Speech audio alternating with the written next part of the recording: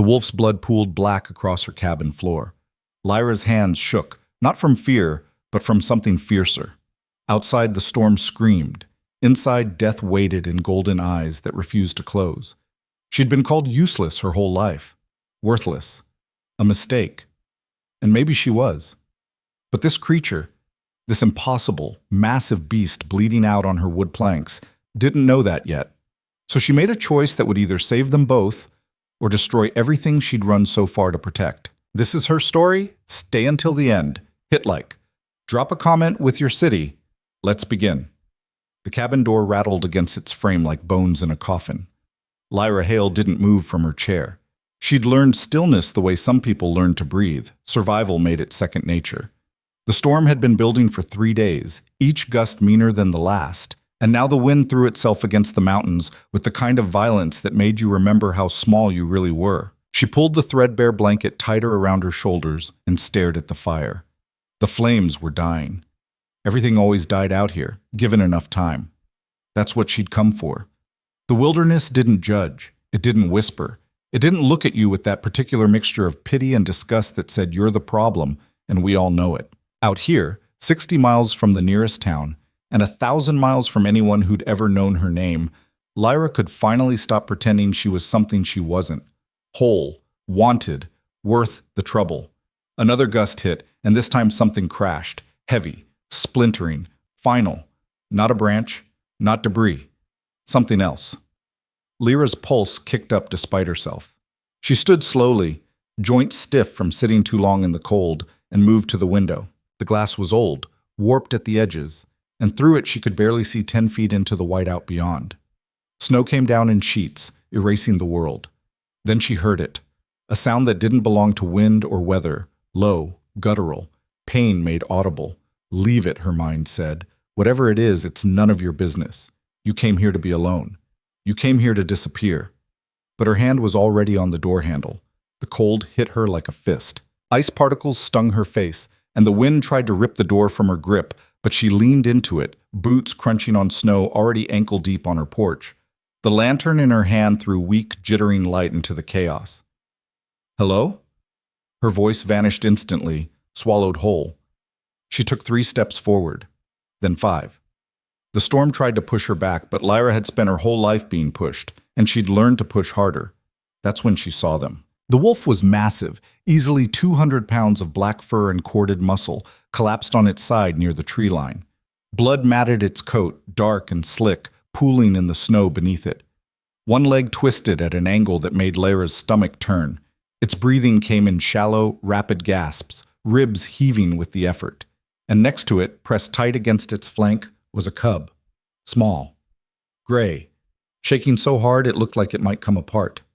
Lyra froze. Wolves didn't come this close to human settlements. They didn't crash into clearings half dead and bleeding.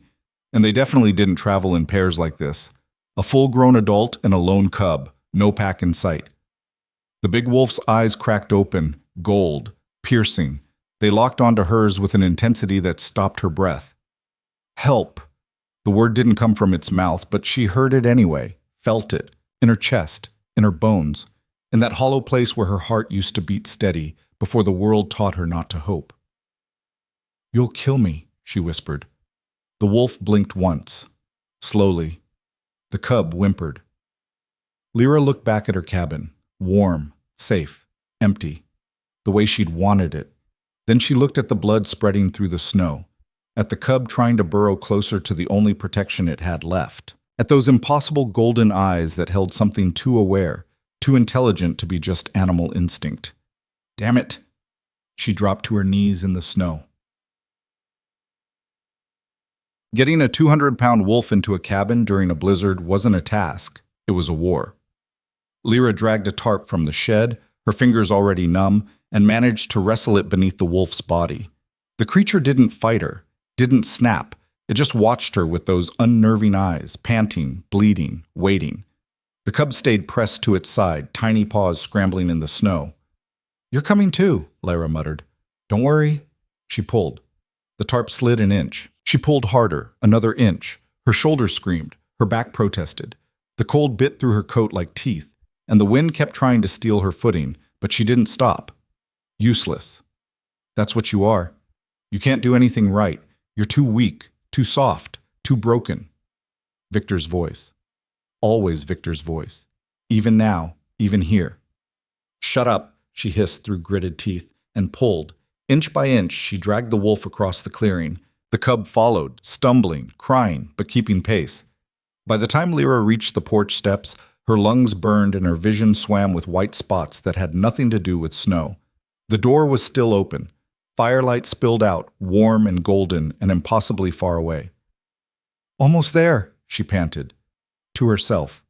To the wolf. To the universe that kept throwing impossible choices at her and expecting her to pick wrong. Almost. She hauled the tarp over the threshold. The wolf slid inside. The cub bolted in after it. Lyra slammed the door shut and collapsed against it, chest heaving, muscles shaking. For a long moment, she just sat there, listening to the storm rage outside and her own heartbeat thunder inside. Then she looked at what she'd done. The wolf lay in the center of her cabin floor, blood spreading across the old wood in a dark, terrible pool. Its breathing was worse now, wet, rattling. The cub pressed against its neck, keening. "Okay," Lyra whispered. "Okay, think." She wasn't a vet. She wasn't a doctor. She was a woman who'd spent the last 2 years hiding from the world, living off canned soup and silence, trying to forget she'd ever been foolish enough to believe someone when they said she mattered. But she had hands, she had water, she had a first aid kit somewhere in the mess of her supplies, and she had, despite everything, a stubborn, stupid refusal to let things die when she could do something about it. She moved, water first. She filled a pot from the rain barrel she kept by the door, set it on the fire to warm. Then she grabbed every clean cloth she owned, her sewing kit, the bottle of cheap vodka she'd been saving for a night desperate enough to need it. This counts, she thought grimly. The wolf watched her, still conscious, still aware. Its gaze tracked her every movement with a focus that made her skin prickle. "I'm going to touch you now," she said quietly, kneeling beside it. "If you're going to bite me, do it fast." The wolf didn't move.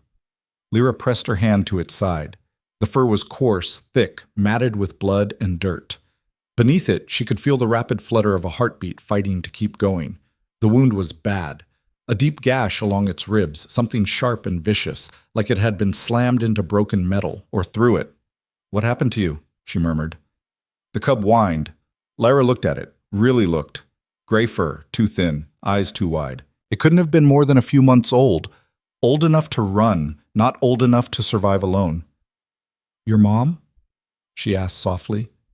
The wolf's eyes closed briefly. When they opened again, something in them had shifted. Grief, raw and unmistakable. Lyra's throat tightened. "I'm sorry." She worked through the night. The wound needed cleaning. She used the warm water, the vodka, her steadiest hands. The wolf flinched but didn't fight, didn't bite. It just lay there, trembling, while she did her best to piece together torn flesh with thread meant for repairing pants. The cub stayed close, watching everything with those two bright eyes. "You're going to be okay," Lyra whispered. She didn't know if she was talking to the wolf or the cub or herself. "You're both going to be okay." By the time the gray light of dawn started creeping through the windows, she'd done everything she could. The wound was closed. The bleeding had stopped. The wolf's breathing had evened out into something that resembled sleep instead of dying. Lyra sat back against the wall, exhausted, hands stained red, and let her head fall back.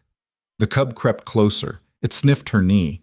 Then, with a tiny, uncertain sound, it curled up against her leg. Something cracked inside her chest. Not breaking, opening. "Yeah," she whispered, resting her hand on its small, warm head. "I know." The wolf didn't die. That was the first impossible thing. Lyra woke hours later to find it still breathing, still alive, still taking up half her cabin floor, like some kind of dark, mythical beast that had wandered out of a story and into her reality. The second impossible thing was how fast it healed. By the second day, the wound that should have taken weeks to close had already begun to knit together. By the third, the wolf was lifting its head, watching her move around the cabin with that unnerving, intelligent gaze. By the fourth, it was eating. Small bites, Lyra said, crouching beside it with a bowl of shredded venison from her dwindling stores. Your stomach's been through hell. The wolf, because she had to call it something other than it, and beast felt wrong, dipped its massive head and ate carefully, delicately, like it understood. The cub ate too, messier, more desperate, shoving its face into the bowl until Lyra had to physically pull it back before it choked. Easy, little one. It's not going anywhere. She'd started calling the cub Ash, gray as smoke, fragile as burned paper. It fit. The big wolf she didn't name. Naming it felt too much like keeping it, and Lyra knew better than to keep things. Everything she'd ever tried to hold had slipped through her fingers eventually. But the days passed, and the wolf stayed. The storm outside finally broke on the 5th day, leaving the world buried in snow and silence. Lyra cleared a path to the shed, checked her traps, rationed her supplies. The wolf watched from the window, golden eyes tracking her every move. You're getting stronger, she said when she came back inside, stamping snow from her boots. Another few days and you'll be able to leave. The wolf just looked at her. I mean it. You're wild. You don't belong here. Ash, sprawled in front of the fire, yawned. You're not helping, Lyra muttered. That night she woke to warmth. Not the fire. The fire had burned down to embers hours ago. This was different, solid, real. The wolf had moved. It lay beside her cot now, huge and dark, its body pressed against the thin mattress like a living barrier between her and the cold. Ash was curled in the curve of its belly, fast asleep. Lyra's breath caught. She should have been terrified, should have been scrambling for the door, for a weapon, for something. Instead, she reached out slowly and rested her hand on the wolf's head, its eyes opened, gold in the darkness. You're supposed to be scared of me, she whispered. Everyone else is. The wolf exhaled, long, slow, deliberate. Then it closed its eyes again and settled deeper into sleep. Lyra didn't move her hand. For the first time in 2 years, she didn't feel alone. The truth came on the 8th day. Lyra was outside chopping wood, mindless work, rhythmic and grounding, when she heard Ash barking. Not playing, alarmed. She dropped the axe and ran. Inside, the wolf was on its feet, hackles raised, staring at the door. Its body was tense, coiled, ready to spring. Ash huddled behind it, ears flat. What? Then she heard it, the sound of an engine, distant but growing closer. Lyra's blood turned to ice. No, no, no, no, not here, not now. She moved to the window, heart hammering. Through the trees she could see it, a truck, black and familiar, carving a path through the snow toward her cabin. No, she breathed. The wolf growled, low, dangerous. Lyra spun toward it. You need to hide, both of you, now. But there was nowhere to hide. The cabin was one room, no basement, no attic, nothing. The truck stopped outside, a door slammed. Lyra's hands shook. She knew those footsteps, knew the weight of them, the arrogance in every stride. Victor. She should have known he'd find her, should have known running wasn't enough. It was never enough with him. The door rattled, once, twice. Lyra! His voice cut through the wood like a blade. I know you're in there. Open the door. She didn't move. Lyra, don't make this harder than it needs to be. I just want to talk. Liar. He'd never just wanted to talk. He wanted control, wanted her small and quiet and grateful that someone like him had ever bothered with someone like her. The wolf moved. It placed itself between Lyra and the door, body rigid, teeth bared. Get back, she whispered. Please, he'll... The door exploded inward. Victor filled the frame, tall, broad, handsome in the way that made people trust him before they knew better. His eyes swept the cabin, landing on Lyra, then dropping to the wolf. He smiled. Well, he said softly, isn't this interesting? Leave. Lyra's voice came out steadier than she felt. You're not welcome here. Not welcome. Victor stepped inside, slow and deliberate, tracking snow across her floor. Baby, I drove 8 hours through a goddamn blizzard to find you. You really think I'm leaving without an explanation? I don't owe you anything. You owe me everything. His voice dropped, sharp as glass. I built you, gave you a life, a purpose, and you ran away like some scared little... The wolf lunged. It moved faster than anything that size should move, a blur of black fur and fury. Victor shouted, stumbling back, but the wolf was already on him, jaws snapping inches from his throat. "Call it off!" Victor's composure shattered, voice cracking with fear. "Lyra, call it off!" "Get out!" Lyra said. "Get out! And don't come back!" Victor's eyes met hers. For a moment she saw it, the rage underneath the charm, the violence he'd always kept leashed just enough to make her doubt herself when he used it. "This isn't over," he hissed. The wolf snarled. Victor backed toward the door, hands raised, eyes never leaving the wolf. He reached the threshold, then turned and ran. The truck engine roared to life, tires spun. Then he was gone, taillights disappearing into the trees. Lyra's legs gave out. She hit the floor hard, breath coming in gasps, hands shaking so badly she couldn't make them stop. The wolf turned, blood on its muzzle, not its own, and moved toward her. "Don't!" she choked out. "Don't come closer! I can't! But the wolf didn't listen. It lowered its huge head and pressed its nose to her shoulder, gentle, grounding. Ash crept out from behind the overturned chair and climbed into her lap, whimpering. And Lyra, hollow, broken, useless. Lyra wrapped her arms around both of them and cried for the first time since she'd learned crying changed nothing. The wolf stayed. It didn't pull away, didn't leave. It just stayed, solid and warm and impossibly present, while she fell apart against its fur. Outside, the snow started falling again. Inside, something shifted. Lyra pulled back, wiping her face with shaking hands. The wolf watched her with those knowing eyes, and for the first time she let herself really see it. The intelligence, the awareness, the way it moved, the way it understood, the way it had protected her without hesitation. "You're not just a wolf," she whispered. "Are you?" The wolf held her gaze. Then, slowly, deliberately, it shook its head. Lyra's breath stopped. "What are you?" The wolf stepped back. Its body rippled, not painfully, not violently, but like water shifting form. Fur receded. Bones reformed. Size compressed. And then he was standing there. Human. Male. Broad-shouldered and scarred, with dark hair and those same impossible golden eyes. Naked except for the bandages she'd tied around his ribs days ago, now barely holding together.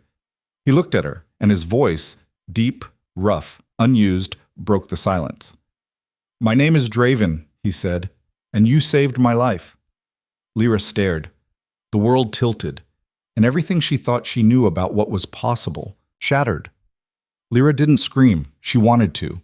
Every instinct told her to run, to grab something sharp, to protect herself from the impossible thing standing naked and bleeding in the center of her cabin. But her body wouldn't move. Her voice wouldn't come. She just sat there on the floor, Ash trembling in her lap, staring at the man who had been a wolf. Draven didn't move either. He stood perfectly still, watching her with those gold eyes that hadn't changed, waiting for her to speak, to react, to do anything other than look at him like he'd torn a hole in reality. "You're..." Her voice cracked. She tried again. "You're human." "No." His voice was rough, like he hadn't used it in years. Maybe he hadn't. "Not human. Not entirely." "Then what?" "Shifter." The word hung in the air between them, heavy and strange. "We're born between worlds. Human and wolf. Both. Neither." Lyra's hands tightened around Ash. The cub, the child, squirmed, whimpering, and she realized she was holding too tight. She loosened her grip but didn't let go. "The cub," she said slowly. "Ash, is he my son?" Draven's expression softened, just barely. "In wolf form, yes. He's too young to shift yet. It takes years to learn control." Lyra looked down at the small gray bundle in her arms. Ash looked back up at her with eyes that suddenly seemed far too knowing for an animal. "He understands," she whispered. "Everything I've said, everything I've done. He's understood all of it." Draven nodded once. The room tilted. Lyra pressed her palm flat against the floor, grounding herself, trying to make sense of something that had no sense to make. Werewolves. Shifters. Creatures from stories her grandmother used to tell. warnings wrapped in folklore, impossible things that didn't exist outside of campfire tales and bad movies. Except here one was, bleeding on her floor, having just saved her from the man who'd spent 3 years convincing her she was worthless. Why? The question came out sharper than she meant. Why reveal yourself now? You could have stayed a wolf, left when you healed. I would never have known. Draven's jaw tightened. Because he'll come back. Victor. The man who broke down your door. Draven's voice dropped, dangerous and cold. The one who put that look in your eyes. Yes. He'll come back, and when he does, you need to know what I am, what I can do, what I'll do to protect you. I don't need protection. The words came out automatic, defensive, the same lie she'd been telling herself for 2 years. Draven's expression didn't change, but something flickered in his eyes. Not pity, worse, understanding. Everyone needs protection, he said quietly. There's no shame in it. Lyra stood abruptly, dumping ash onto the floor with less care than she should have. The cub yelped indignantly, scrambling toward Draven's legs. She needed space, needed air, needed to think without those gold eyes seeing straight through her. You should leave, she said, moving to the window, staring out at the snow. As soon as you're strong enough, take ash and go back to wherever you came from. I can't. Why not? Because I owe you a debt. She spun around. You don't owe me anything. I made a choice. You don't have to. You saved my life. Draven took a step closer, and Lyra instinctively took one back. He stopped immediately, hands loose at his sides, non-threatening. You dragged a dying wolf into your home during a blizzard, fed us, healed me, protected my son when you could have turned us away. Among my kind, that creates a bond, a debt that must be honored. I don't want your debt. What do you want? The question hit like a physical blow. Lyra opened her mouth, closed it. She didn't know how to answer, didn't know if she even could. What did she want? She'd spent so long running from what she didn't want that she'd forgotten to think about the alternative. I want to be left alone, she finally said. That's all. That's why I came here. Draven studied her for a long moment. Then, slowly, he nodded. All right. All right? You want to be left alone. I'll respect that. He bent down, wincing slightly, and scooped ash into his arms. The cub made a protesting sound, but settled quickly. We'll leave tomorrow. Give me tonight to regain my strength, and we'll be gone before dawn. Relief should have flooded through her. He was agreeing, giving her what she wanted. So why did her chest feel tight? Why did the cabin suddenly seem too empty? You need clothes, she heard herself say. You can't walk out of here like that. A ghost of a smile touched his mouth. Shifters don't typically worry about clothes. Well, you should. It's freezing, and you're... She gestured vaguely at him, heat rising in her cheeks. I have some things. They'll be big, but they'll work. She didn't wait for an answer. She moved to the trunk at the foot of her cot and dug through it until she found an old flannel shirt and a pair of work pants she'd bought at a thrift store months ago, planning to use them for something she'd never gotten around to. She threw them at Draven without looking. Thank you, he said quietly. She nodded and turned away, giving him privacy she wasn't sure he needed. Behind her, she heard the rustle of fabric, the soft sounds of him dressing. When she finally turned back, he looked almost normal, almost human, except for the eyes. Those eyes would never be human. The wound, she said, forcing herself into practical mode. Let me check it before you sleep. Draven hesitated, then unbuttoned the shirt. The bandages underneath were soaked through, red seeping around the edges. Lyra's stomach dropped. You tore the stitches. It's healing. Not fast enough. She grabbed her supplies, hands moving on autopilot. Sit down, now. To her surprise, he obeyed. He lowered himself onto the floor near the fire, ash curling up beside him, and watched as she knelt and began unwrapping the bandages. The wound looked better than it should have, but worse than she'd hoped. The edges were knitting together, that impossible healing already at work, but the attack on Victor had set him back. Blood still oozed from torn tissue. This is going to hurt, she warned. I've had worse. She didn't doubt it. The scars covering his torso told stories she didn't want to imagine. Long, jagged lines, burn marks, something that looked like claw marks across his shoulder. He'd lived a violent life, survived it, carried the proof on his skin. She worked in silence, cleaning and restitching, her hands steady despite the tremor in her chest. Draven didn't flinch, didn't make a sound. He just sat there, breathing slow and even, letting her do what needed to be done. "Where did you come from?" The question slipped out before she could stop it. "Before the crash, where were you going?" "Away." His voice was flat. "Anywhere that wasn't where we'd been." "Running." "Yes." "From what?" His jaw tightened. "My pack. My people. The life I was supposed to lead." Lyra tied off the last stitch and sat back. "I thought wolves, shifters, lived in packs. Isn't that the whole point?" "It is, for most." Draven's hand moved to Ash's head, stroking the soft gray fur. "But when the pack decides you're a threat, staying becomes death. Leaving becomes survival." "What did you do?" "I chose her." The words came out quiet, laced with old grief. Ash's mother. She wasn't pack. Wasn't even shifter. The Alpha said it was forbidden. I did it anyway. They killed her for it. Tried to kill us too. Lyra's breath caught. "I'm sorry." "Don't be. I knew what I was choosing. I'd do it again." His eyes met hers, fierce and certain. "Some things are worth the cost." She wanted to argue, wanted to tell him that nothing was worth dying for, that survival meant compromise, that love was just a pretty word for losing yourself. But the words wouldn't come, because sitting here, looking at this man who'd given up everything to protect his son, she wasn't sure she believed her own cynicism anymore. "Get some rest," she said instead, standing and moving back to her cot. "Tomorrow, you'll need your strength." Draven nodded. He shifted into a more comfortable position, Ash tucked against his chest, and closed his eyes.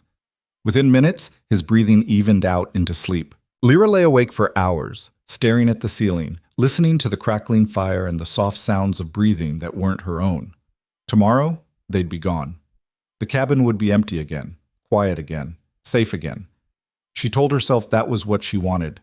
She almost believed it. Dawn came cold and pale, turning the snow outside blue-gray and ghostly. Lyra woke to find Draven already up, dressed, standing by the door with Ash at his feet. He looked stronger. The color had returned to his face, and he moved without the careful stiffness of someone working around pain. Shifter healing. Impossible and real. "You're leaving now," she said. Not a question. "Yes." He glanced at her, then away, like looking too long might change his mind. "Thank you for everything." You already thanked me." "I know." An awkward silence stretched between them.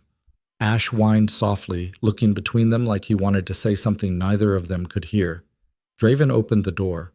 Cold air rushed in, stealing the warmth from the fire.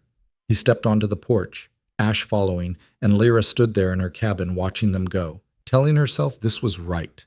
This was what she'd asked for. They were halfway across the clearing when she heard it. The sound of engines, multiple, coming fast. Draven's head snapped up, body going rigid. "Get inside!" "What? Now!" But it was too late. 3 trucks burst through the tree line, tires tearing through snow, surrounding the cabin in a crude semicircle. Doors flew open. Men poured out, 6, 7, 8 of them, all carrying rifles, all moving with the coordination of people who'd done this before. Victor stepped out of the lead truck, smiling. "Lyra!" he called, voice bright and cheerful like they were old friends meeting for coffee. "Come on out, baby. We need to talk." Draven moved instantly, putting himself between the cabin and the men. Ash pressed behind him. His body shifted, not fully, just enough. His hands elongating into claws, teeth sharpening, eyes blazing gold. "Leave," he growled. "This is your only warning." Victor laughed. "You hear that, boys? The dog's giving warnings." He raised his rifle, sighting down the barrel. "See, here's the thing. I did some research after our little encounter yesterday. Made some calls. And you know what I found out?" He didn't wait for an answer. "There's a bounty on wolves in this territory. Big one. Especially for wolves that attack people. And witnesses, reliable witnesses, will swear you attacked me unprovoked. Self-defense. Completely legal. You're lying, Lyra shouted from the doorway. Am I? Victor's smile widened. Why don't you call the sheriff? Oh wait, there's no service out here. Convenient, right? So it's just your word against mine. And we both know whose word people believe. Lyra's hands clenched into fists. He was right. She knew he was right. Victor had money, connections, charm. She had nothing. She was nobody. The woman who'd run away. The woman everyone had warned him about dating in the first place. What do you want? She demanded. You, home, where you belong. His voice hardened. And that thing dead? No. It's not a negotiation, Lyra. You come willingly. The wolf dies fast. You make me come get you, I'll make sure it suffers. Your choice. Draven's whole body tensed, preparing to spring. But Lyra saw what he couldn't. The angles, the positions, the way the men had spread out in a crossfire formation. If Draven attacked, they'd gun him down before he got 3 steps. And Ash would be next. Don't, she said quietly. Draven, don't. I won't let them take you. You don't have a choice. There's always a choice. She believed him, but she also knew what that choice would cost. Him. Ash. Maybe her too, but that didn't matter. She'd spent her whole life being told she didn't matter. What was one more confirmation? But them? They mattered. They deserved to live, to be free, to have the chance she'd never had. So she made a decision. I'll go. The words came out steady, final. I'll go with you, Victor. Just leave them alone. Lyra, no. Not your decision. She stepped off the porch, hands raised, moving slowly toward Victor's truck. You have what you want. Let them leave. Victor studied her, suspicion narrowing his eyes. Then he nodded to his men. Let the animals go. We got what we came for. The men lowered their rifles. Draven's growl deepened, vibrating through the clearing, but he didn't move. Ash whimpered, pressing against his leg. Lyra kept walking. Each step felt like drowning, like giving up, like every failure she'd ever accumulated rolling into one final terrible surrender. But if it meant they lived, if it meant Ash grew up free instead of bleeding in the snow, it was worth it. She reached Victor's truck. He grabbed her arm, fingers digging in hard enough to bruise, and shoved her toward the passenger door. Smart girl, he murmured. See? You can learn. Lyra didn't answer. She climbed into the truck, staring straight ahead, refusing to look back at the wolf and the cub standing in the snow, refusing to see what her choice had cost them. Victor slammed the door shut and walked around to the driver's side. The other men started returning to their vehicles, engines rumbling to life one by one. And then Ash howled. It wasn't a cub's cry. It was something older, deeper, carrying a grief and rage that Lyra felt in her bones. Draven threw his head back and answered, the sound tearing through the morning like a wound in the world. Victor started the engine. Shut up already, he muttered, reaching for the gear shift. The truck lurched forward. Lyra closed her eyes. But before they'd gone 10 feet, something massive slammed into the side of the vehicle. Metal shrieked, glass shattered. The truck tilted, tipped, and rolled. Lyra's world became chaos, spinning, crashing, pain exploding through her shoulder as she was thrown against the door. The truck came to rest on its side, driver's door facing the sky, and through the cracked windshield she saw it. Another wolf. Bigger than Draven, bigger than anything natural. Brown fur tipped with silver, eyes like ice, jaws open in a snarl that showed teeth the size of her fingers. And behind it, more shapes materialized from the tree line. Wolves, dozens of them, all massive, all impossibly large, moving like smoke and muscle, surrounding the trucks, cutting off every escape route. Victor screamed, his men scrambled, raising rifles, firing wild shots that went nowhere. The wolves moved faster than bullets, splitting up, circling, hunting. Lyra kicked at the passenger door. It wouldn't budge. She tried again, panic rising, trapped in metal that felt more like a coffin. Through the window, she saw Draven running toward her, human again, Ash racing beside him. Get her out, someone shouted. Not Draven. The other wolf, the silver-tipped one. Its voice was human, female, commanding. Draven reached the truck and tore the door off, literally tore it free from its hinges and threw it aside. He reached in, grabbed Lyra's hand, and pulled her out into the snow. Are you hurt? She shook her head, unable to speak, staring at the chaos erupting around them. The wolves weren't killing anyone. They were herding. Forcing the men into a tight group in the center of the clearing, rifles confiscated, faces pale with terror. The silver-tipped wolf padded forward. It shifted mid-step, fur receding, form changing, until a woman stood there instead, tall, lean, fierce, with silver-streaked dark hair and those ice-chip eyes that missed nothing. "Draven," she said coldly. "Interesting place to hide." "Kira," his voice was flat. "I'm surprised you found me. Don't be. You left a trail a blind pup could follow." Her gaze shifted to Lyra, assessing, calculating. "Is this her, the human?" "She has a name." Draven's arm moved, positioning himself slightly in front of Lyra. "And she's under my protection." "Your protection means nothing. You're exile. You have no authority here." "Then why did you come?" Kira's expression hardened. "Because the pack doesn't abandon its own. Even traitors. Even fools who throw away their birthright for—" She gestured at Lyra with clear disdain. "This." Lyra's hands curled into fists. She'd heard that tone before. That particular shade of contempt that said, "You're less than, you don't belong, why are you even here?" It was Victor's voice in different words, and she was done with it.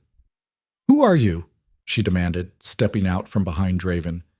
"What gives you the right—" "I'm the alpha of the Red Ridge Pack. This territory belongs to us. And you, human, just brought violence and hunters to our doorstep." Kira's voice could have cut steel. "Draven's choices are his own failure, but you're a liability, a weakness, and we eliminate weaknesses." The wolves around them growled in agreement. Ash whimpered, pressing against Draven's leg. Lyra looked at Draven. His face was stone, but she saw the tension in his shoulders, the way his hands had shifted into something between human and claw. He was preparing to fight, to defend her against an entire pack. A fight he couldn't win. Because of her. Again. "No."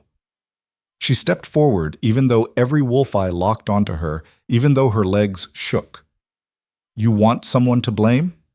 Blame me. I made the choice to help them.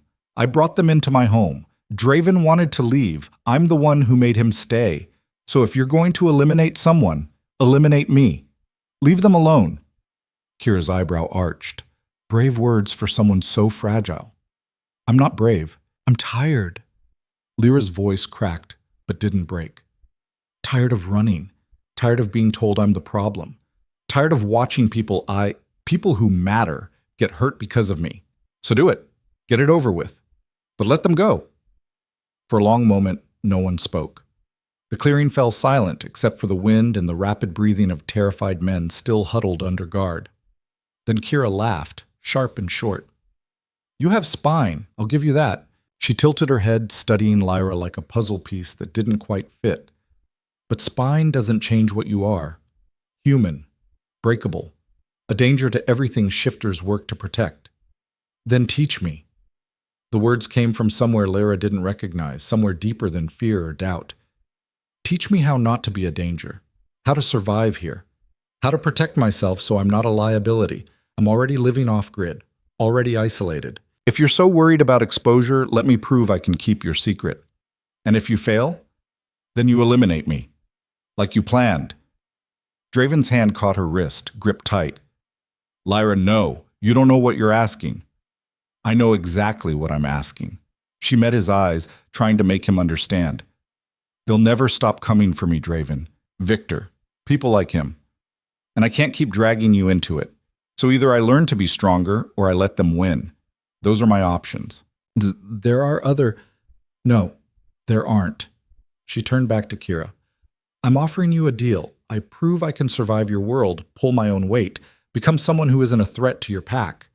If I succeed, you leave us alone. If I fail—" She shrugged.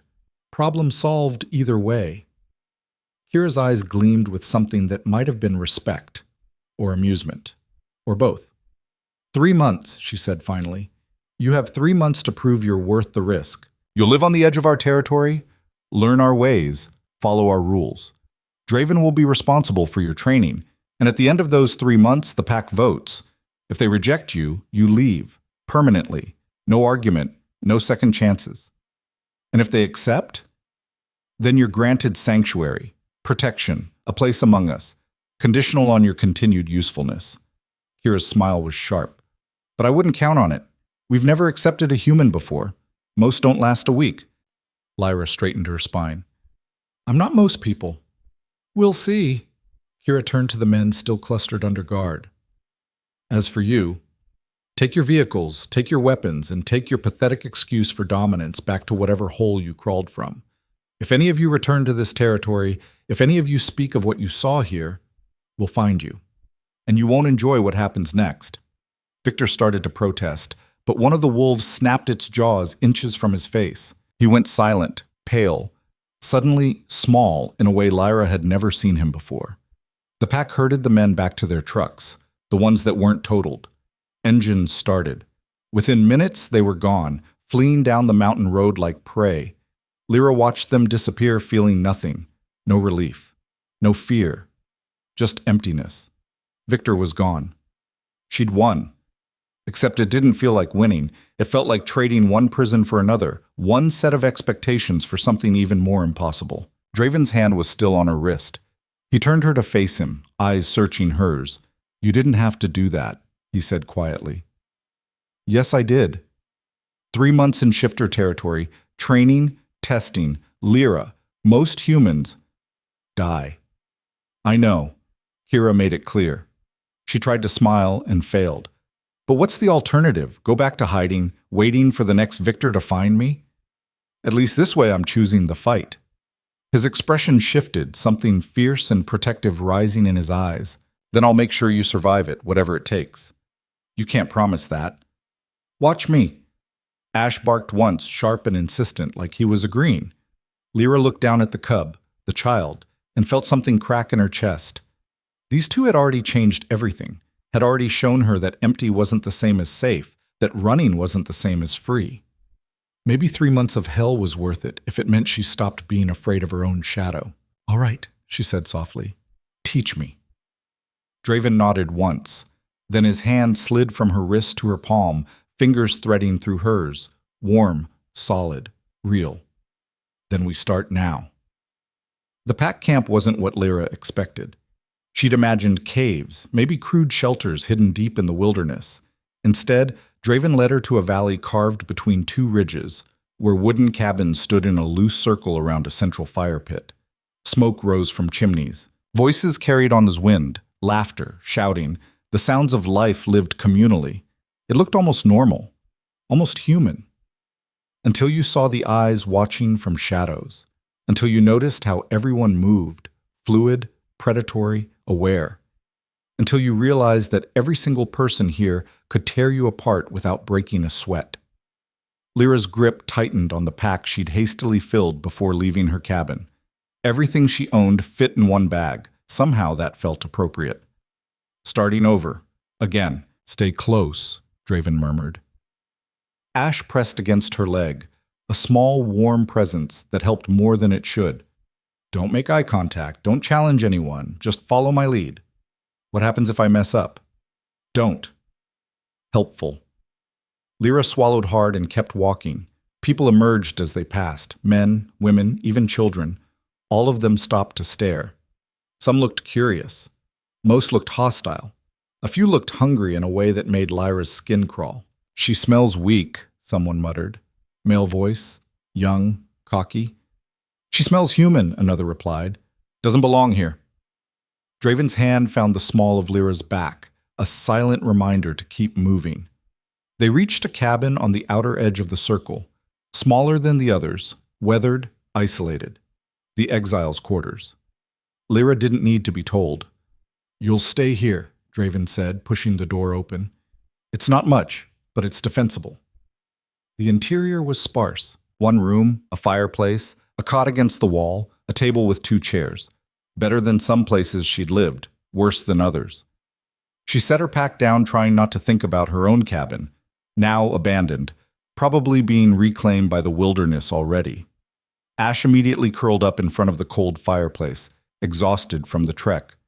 Lyra envied him. She felt like she could sleep for a week. Get some rest, Draven said. Training starts tomorrow at dawn. What kind of training? the kind that keeps you alive. He moved toward the door, then paused. Lyra, what you did back there, offering yourself to Kira, making that deal, it was either the bravest thing I've ever seen or the most foolish. I haven't decided which. Does it matter? Yes, because brave gets you respect, foolish gets you killed, and I need you to be the first. He left before she could respond. Lyra stood in the empty cabin, listening to footsteps fade outside, and wondered what the hell she'd gotten herself into. Dawn came too early and too cold. Lyra woke to someone pounding on her door, aggressive enough to rattle the frame. She scrambled upright, disoriented, reaching for a weapon that wasn't there. "Move it, human!" A woman's voice, sharp and impatient. "You're late." Late for what? Lyra stumbled to the door and yanked it open. The woman on the other side was maybe 30, built like she lifted trees for fun, with auburn hair pulled back in a severe braid and eyes that assessed Lyra like she was meat. "I'm Mara," she said flatly. "Kira assigned me to your training. Lucky me. Get dressed. You have 3 minutes." "Where's Draven?" "Dealing with pack business. You're my problem now. 2 minutes." Mara turned and walked away, clearly expecting Lyra to follow. Ash whined from his spot by the fireplace, but Lyra shook her head. "Stay here, little one. Keep warm." She dressed quickly, layers, boots, the warmest coat she owned, and ran after Mara. The camp was already awake, people moving with purpose, casting sideways glances at Lyra as she passed. She felt every one of them like physical weight. Mara led her past the cabins, into the woods beyond, where the trees grew thick and the snow lay untouched. After 20 minutes of brutal hiking, they reached a clearing.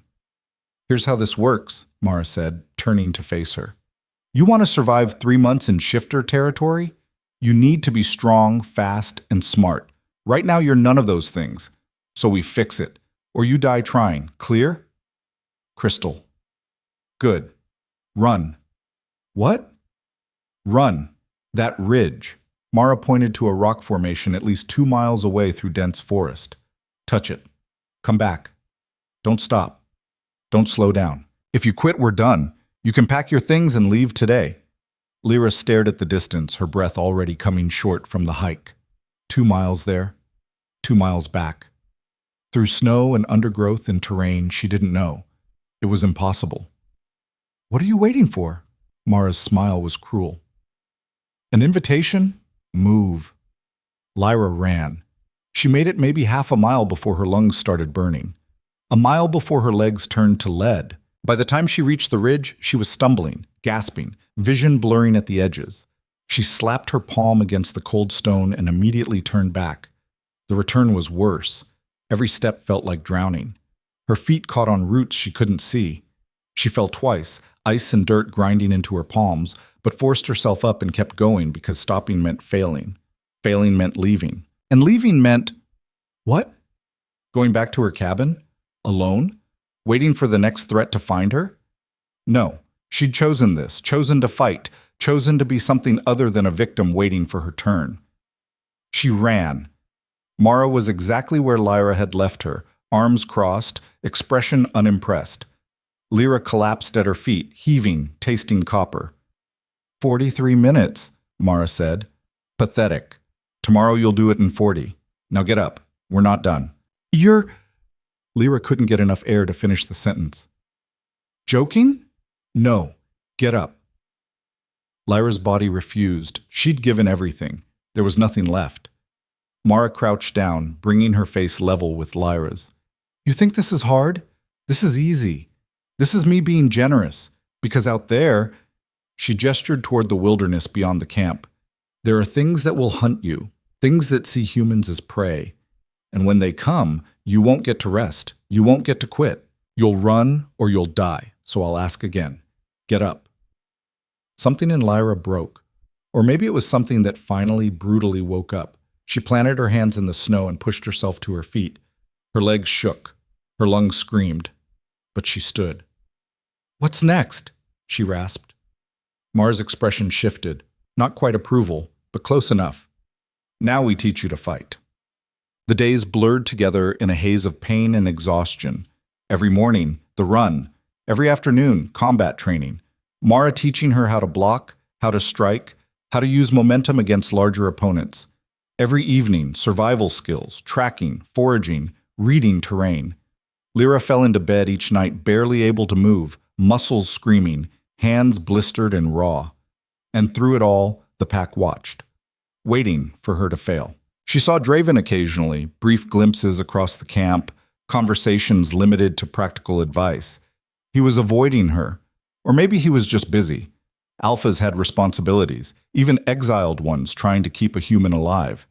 Ash stayed with her, though. The cub seemed to sense when she was about to break, curling up against her at night, warm and steady. He couldn't speak, but he didn't need to. His presence said enough. "You're not alone. Keep going." 2 weeks in, Mara started sparring with her. Real sparring, no holding back. Lyra got her ass kicked, repeatedly. She lost count of how many times she hit the ground, how many bruises bloomed across her ribs, how many times Mara told her to get up, and she somehow did. "You're learning," Mara said one afternoon, after Lyra managed to land a solid hit for the first time. Slowly, but learning. "High praise," Lyra muttered, spitting blood. "Don't get cocky. You're still weak, still human. Still a liability. I know, you've mentioned it." Mara's eyes narrowed. "You have an attitude problem. You have a people problem." For a second, Lyra thought she'd gone too far. Then Mara laughed, short and sharp, but real. "Maybe you'll survive after all." That night, Lyra returned to her cabin to find someone waiting. Not Draven. A young man, maybe 20, with sandy hair and a cocky grin that immediately set off warning bells. "You're the human," he said, leaning against her doorframe like he owned it. "Lyra, right?" "Who's asking?" "Finn, I'm Pack. Been watching your training. Impressive. For a human."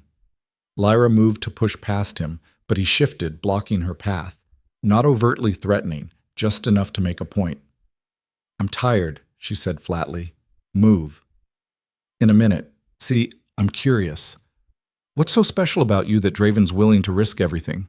You're not pretty enough to be worth it. Not smart enough either, from what I've seen. So what is it? You got some kind of hold on him?" Lyra's hands curled into fists. Mara's training kicked in automatically. Assess, calculate, strike if necessary. Finn was bigger, stronger, faster.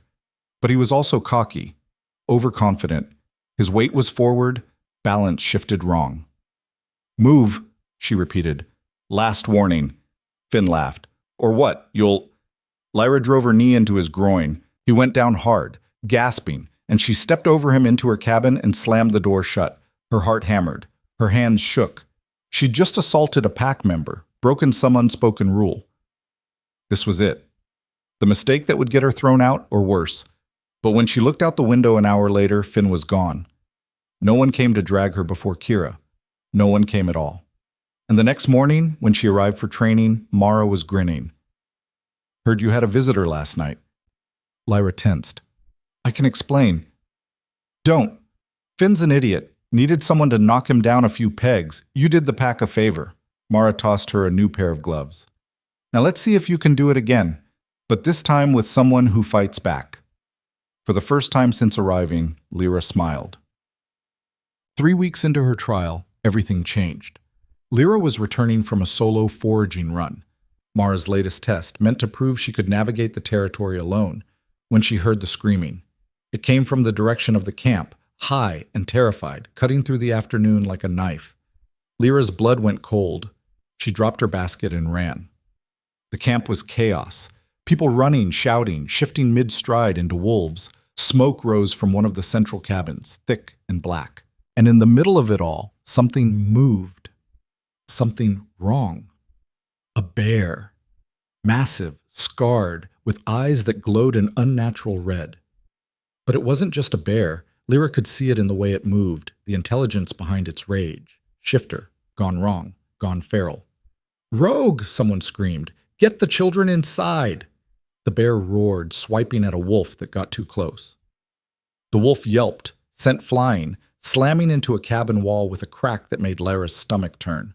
Another wolf lunged. The bear caught it midair, jaws closing around its neck. Blood sprayed. The wolf went limp.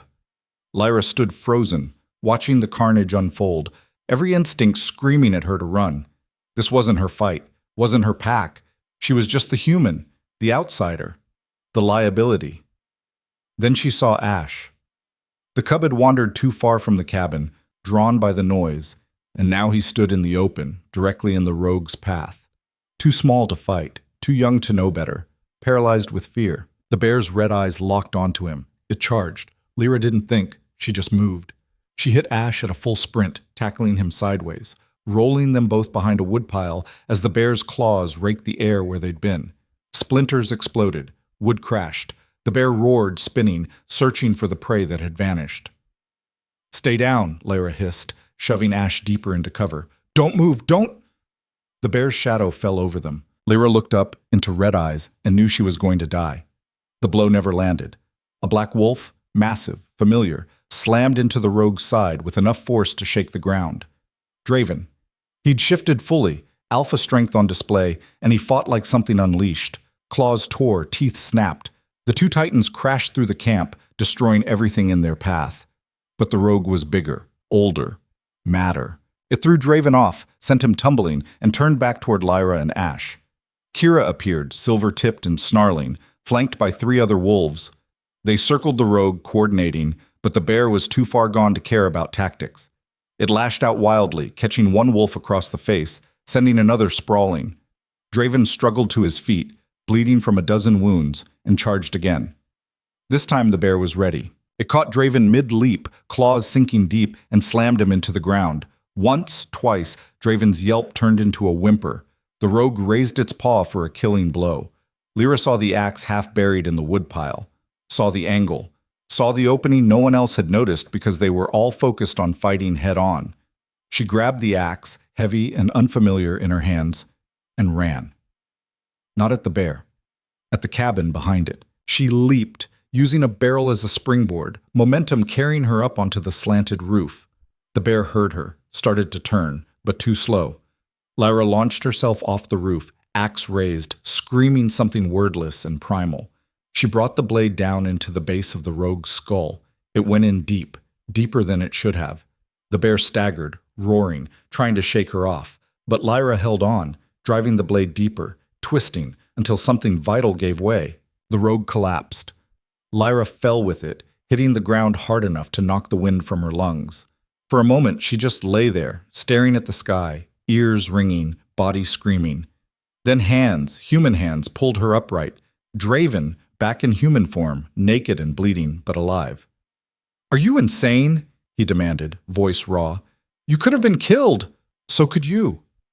I'm a shifter. I heal. You—" His hands moved over her, checking for injuries, frantic. "You're human. Fragile. What were you thinking?" "I was thinking Ash was about to die. And then you were. And I wasn't going to let that happen." Draven stared at her like she'd grown a second head. Around them, the pack gathered, wolves and humans, all watching, all silent. Kira pushed through the crowd, shifting as she walked, fixing Lyra with those ice-chip eyes. "You killed a rogue," she said slowly. "With an axe. Alone." Lyra looked at the massive corpse beside her, the axe still embedded in its skull, and felt hysterical laughter bubbling up. She'd killed a bear, a shifter bear, with a logging axe and sheer stupid desperation. "I guess I did." Rogues are exile killers. Most trained warriors won't face them alone. Kira tilted her head, studying Lyra like a puzzle that had suddenly solved itself. "You're either incredibly brave or incredibly stupid." "Someone else said that to me recently." Lyra met the Alpha's gaze, refusing to look away. "I'm starting to think it's both." Silence. Long and heavy. Then Kira smiled. Not cruel, not mocking. Something almost like respect. 3 months, I said. Prove yourself." She gestured at the dead rogue, at the destroyed camp, at Draven still bleeding and alive. "Consider it proven." Murmurs rippled through the crowd, some angry, some shocked. A few, very few, approving. "The trial isn't over," someone objected. A man, older, with graying hair. "She's been here less than a month. The terms were clear." "The terms," Kira interrupted, voice sharp as a blade, "were that she proved she's not a liability. She just saved the exile's cub and killed a rogue none of you had the spine to face. If that's not proof, nothing is." Her eyes swept the crowd, daring anyone to challenge her. Anyone disagree? No one spoke. Good. Then it's settled. The human stays. Kira turned back to Lyra. Welcome to the pack. Conditionally. You're still human, still breakable. But you've earned a chance to belong. Don't waste it. She walked away, and the crowd began to disperse, people moving to assess damage, tend wounds, clear debris. Lyra stood in the center of it all, covered in blood that wasn't hers, feeling like she'd just stepped through a door she could never walk back through. Draven's hand found hers. You saved my son. I saved all of us. I know. His grip tightened. Thank you. Ash trotted over, miraculously unharmed, and pressed against Lyra's leg. She crouched down, running her hands over his soft fur, checking him anyway. He licked her face, tail wagging, completely oblivious to how close he'd come to dying. We should get you both cleaned up, Draven said, and then the howl cut him off. It came from the ridge above the camp, long and mournful and filled with a rage that made the rogue's fury seem tame. Every shifter in the camp froze. Heads turned toward the sound, ears flattening, bodies tensing. No, Draven whispered. It can't be. What? Lyra demanded. What is that? That, Kira said, reappearing beside them, face grim, is something worse than a rogue. She shifted her gaze to Draven. Your old pack found you, and they're not here to forgive. Another howl answered the first, then another. A chorus of them, echoing off the mountains surrounding the valley from every direction. Lyra's blood turned to ice as she counted. Dozens. Maybe more. An entire pack, larger than Kira's, moving in for the kill. They're here for me, Draven said quietly, his face drained of color. For breaking pack law. For choosing, his eyes found Lyra's. For choosing her. Then we fight, Kira said. You can't. They outnumber you 3-1. This isn't your pack now. Exile or not, that makes this our fight. Kira bared her teeth in something that wasn't quite a smile. Besides, I've always hated those arrogant bastards. This gives me an excuse.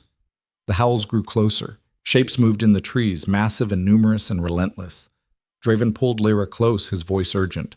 Listen to me. When they come, you run. You take Ash and you run as far and fast as you can. Don't look back. Don't try to fight. Just no. Lyra's voice was steel.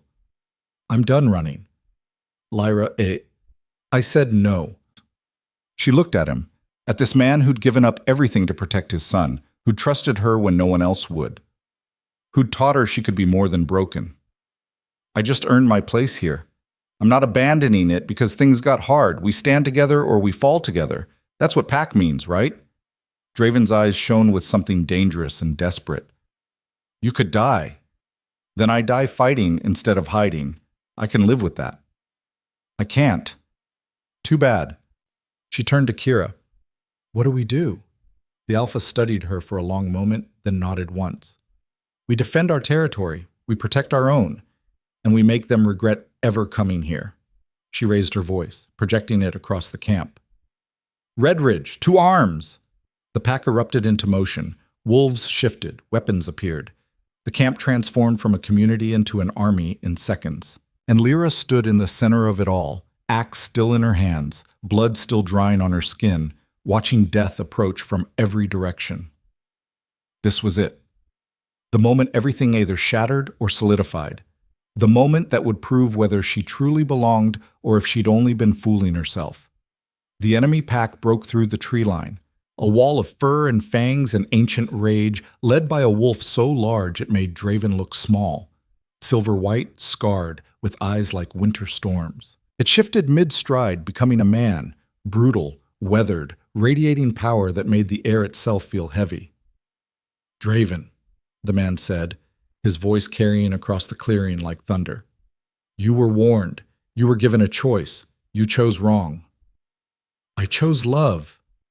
Draven stepped forward, placing himself between the enemy Alpha and everyone else.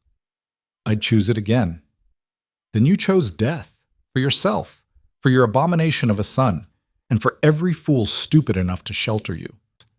The enemy Alpha's eyes swept the camp, landing on Lyra.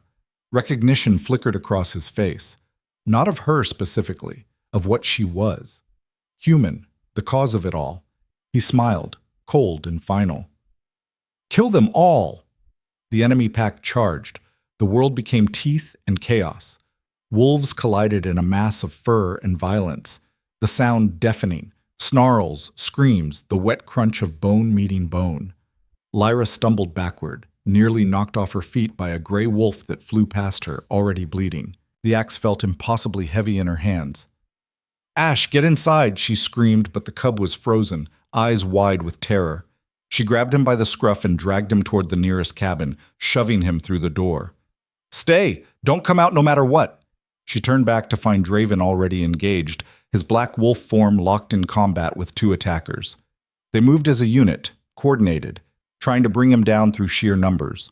Blood matted his fur. He was holding them off, but barely. Kira fought nearby, silver-tipped and lethal, her pack rallying around her. But the enemy outnumbered them badly.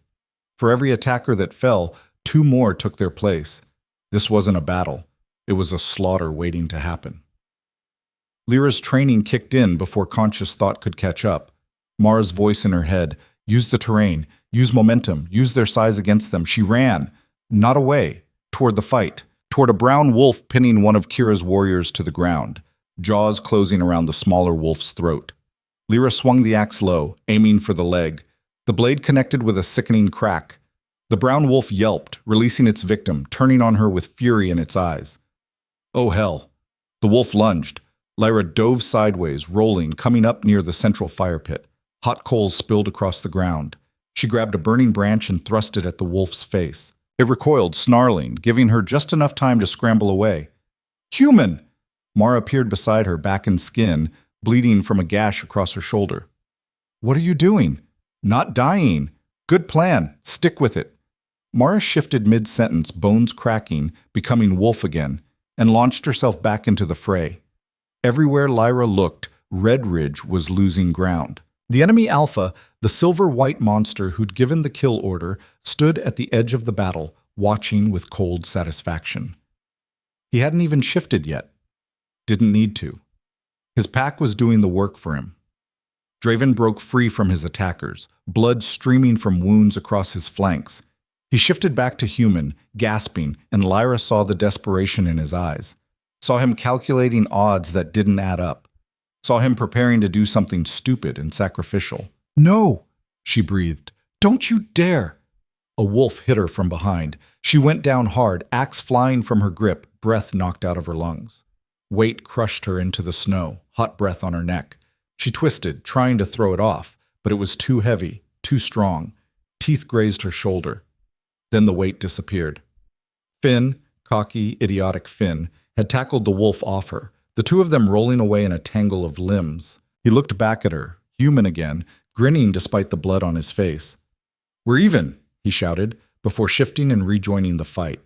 Lyra grabbed her axe and forced herself upright. Her shoulders screamed, everything screamed, but she was still alive, still moving, and that meant she could still fight. The enemy Alpha finally moved.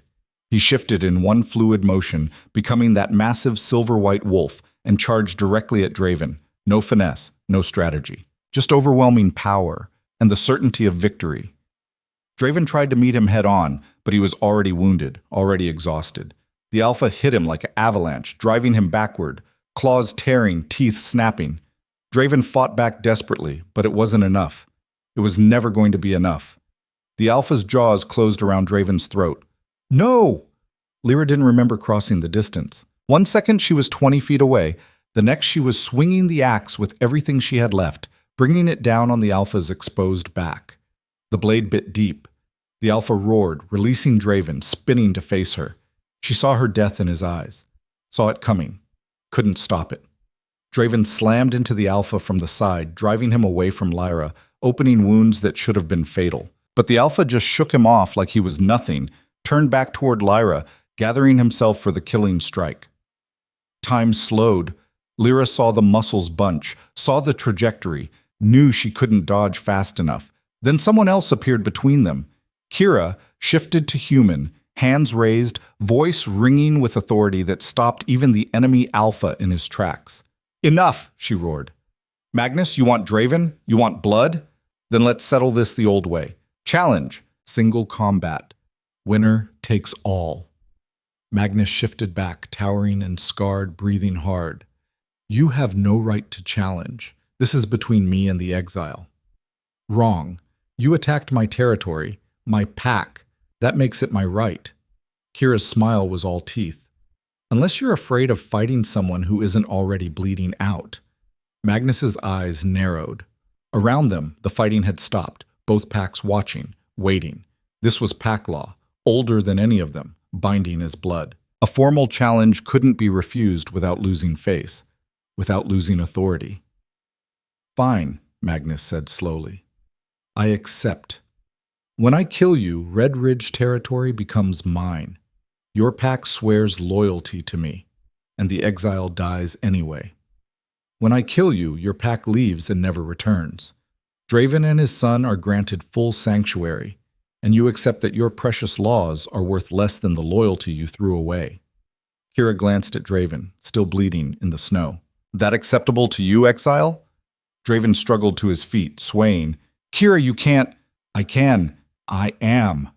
She looked at Lyra then, something unreadable in her expression. Your human earned her place today, saved lives, proved she belongs. I protect what's mine. That includes the idiots who throw themselves at monsters with axes. Magnus laughed, cold and mocking. You're going to die for a human? For an exile? Your pack deserves better. My pack deserves an alpha who doesn't abandon her own when things get hard. Unlike some. Kira rolled her shoulders, preparing. So let's do this. Winner take all. Pack law. Binding.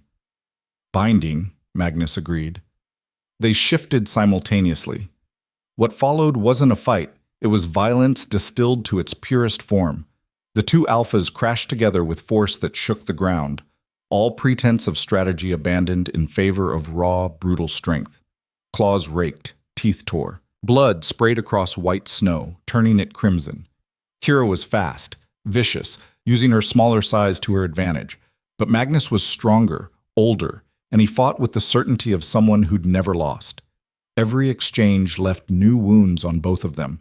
Every second that passed made it clear this could only end one way, with death. Lyra watched, unable to look away, heart hammering against her ribs. Beside her, Draven shifted back to human, wounds closing slowly, too slowly. She's going to lose, he said quietly. Magnus has never been beaten. Never. Then we help her. We can't. Pack law. Interference means forfeit. Since when do I care about pack law?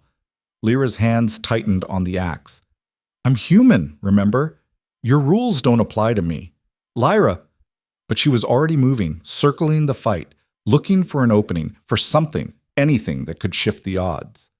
Magnus had Kira pinned, jaws closing around her leg, crushing. Kira yelped, trying to twist free, but his weight held her down. Lyra saw it then, saw what no one else had noticed because they were all watching the fight. A slight limp in Magnus's left hind leg. Old injury, poorly healed, compensated for, but never truly fixed. A weakness. She grabbed a fist-sized rock from the ground and threw it hard. It hit Magnus square in the injured leg. He howled, releasing Kira, stumbling sideways. Just for a second. Just long enough. Kira didn't waste it. She lunged, going for the throat, teeth sinking deep into the one spot every shifter instinctively protected. Magnus tried to throw her off, but she held on, crushing, suffocating, until his struggles weakened, until they stopped, until the enemy alpha lay still. Kira released him and stepped back, panting, bleeding from a dozen wounds. She shifted to human, standing over Magnus's body, and addressed his pack with a voice that carried despite her exhaustion. Your alpha is dead. The challenge is won. Pack law is satisfied. Her eyes swept over the enemy wolves, daring them to object. You leave now. You never return. And you take this as a lesson. Loyalty means something here. Break it at your peril. For a long moment, no one moved. Then, one by one, the enemy pack began to retreat. Some shifted to human, dragging their dead and wounded. Others stayed wolf, slinking back into the forest with tails low, defeated. Within minutes, they were gone. The clearing fell silent except for heavy breathing and the crackle of scattered fires. Lyra stood frozen, rock still in her hand, staring at what she'd done. She She'd interfered, broken the sacred rules of single combat, cheated, and no one was saying anything.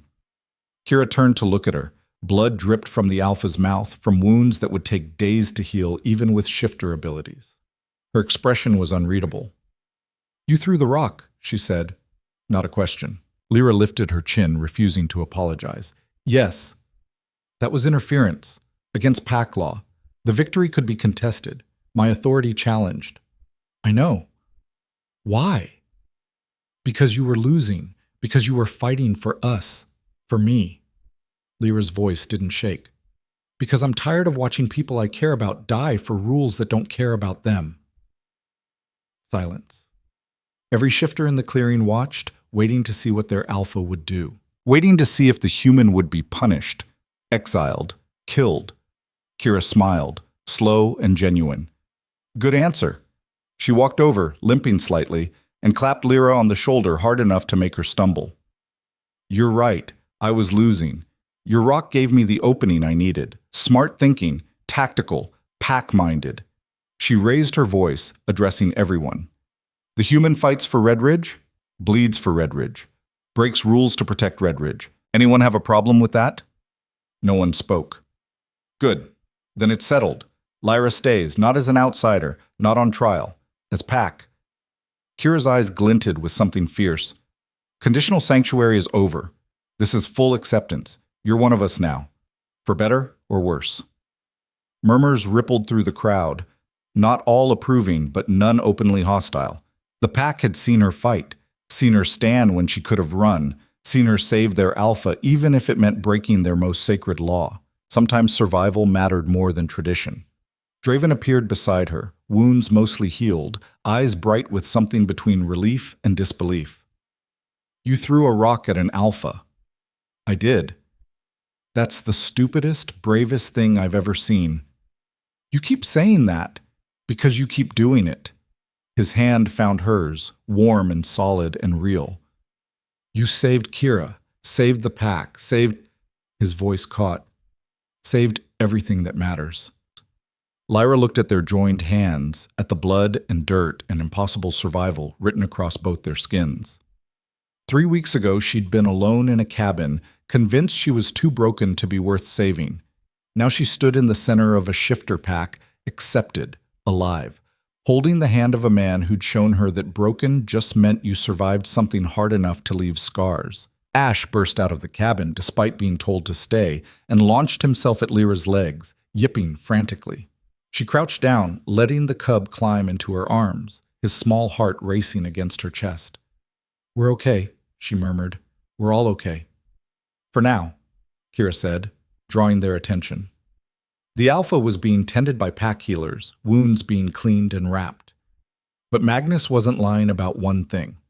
His pack may have retreated, but they won't forget. They'll want revenge. And next time they'll bring more numbers, better planning. "So what do we do?" Draven asked. "We prepare. We train. We make sure when they come back, and they will, we're ready." Kira's eyes found Lyra's, including you. You fought well today, but you're still human, still vulnerable. If you're going to stand with us, really stand with us, you need to be more than just brave. You need to be lethal. I can learn. I know you can. You've proven that. Kira tilted her head, considering. But I'm not talking about more training. I'm talking about something else. Something that could change everything. Lyra's pulse kicked up. "What?" "There are stories," Kira said slowly, choosing her words carefully. "Old stories from before the pack split into territories. Stories about humans who walked beside shifters. Who weren't pack but weren't prey either. Who found a way to bridge the gap." "You're talking about bonding," Draven said, his voice sharp. "Kira, that's rare, dangerous, unpredictable. I know." The Alpha's gaze didn't waver. "But it's also real. And if anyone could survive it, it's her." Lyra looked between them, feeling like she'd missed part of the conversation. "What's bonding?" Draven's jaw tightened. "It's a ritual. Ancient. Creates a connection between human and shifter that goes deeper than pack bonds. Deeper than blood. If it works, you'd gain some of our abilities. Enhanced strength, healing, senses. Enough to survive in our world without being defenseless. That sounds... Lyra searched for words. That sounds impossible.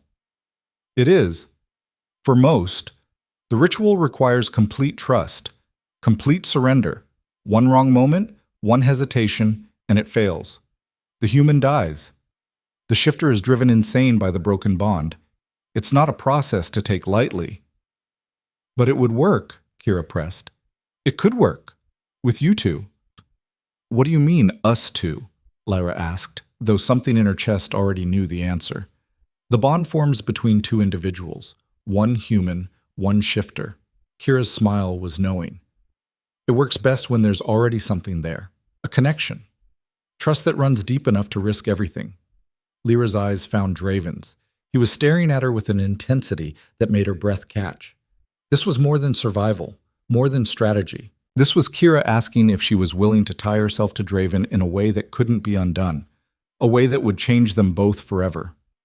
I can't ask you to do this, Draven said quietly. The risk is too high. The cost is worth it. Lyra surprised herself with how certain she sounded. If it means I can protect Ash, protect the pack, protect... She stopped, unable to finish the sentence, but the meaning hung between them anyway. If there's a chance to be strong enough to survive what's coming, I'll take it. Even if it kills you? I was already dying before you crashed into my life. She managed to smile. At least this way I'd die trying to live instead of just hiding until something found me. Draven's hand tightened around hers. If we do this, when we do this, there's no going back. You'll be bound to me, to what I am. You'll feel what I feel, see through my eyes sometimes, carry part of my wolf in your soul. It's intimate in ways I can't explain, in ways that might terrify you. You've been terrifying me since the moment you shifted in my cabin. I'm getting used to it. A ghost of a smile touched his mouth. Lyra, I'm serious. I trust you. I've trusted you since you could have killed me and didn't. Since you protected me when you had no reason to. Since... She stopped, swallowing hard against the emotion rising in her throat. Since you showed me I was worth saving even when I'd stopped believing it myself. So yes, I'll do the ritual. I'll take the risk. Because if it works, we become something stronger together than we could ever be apart. And if it doesn't... She shrugged. At least I tried. Draven stared at her for a long moment. Then he turned to Kira. When? Tonight. Before Magnus's pack regroups, before doubt sets in, before either of you have time to talk yourselves out of it. Kira stood, wincing, and gestured toward the forest.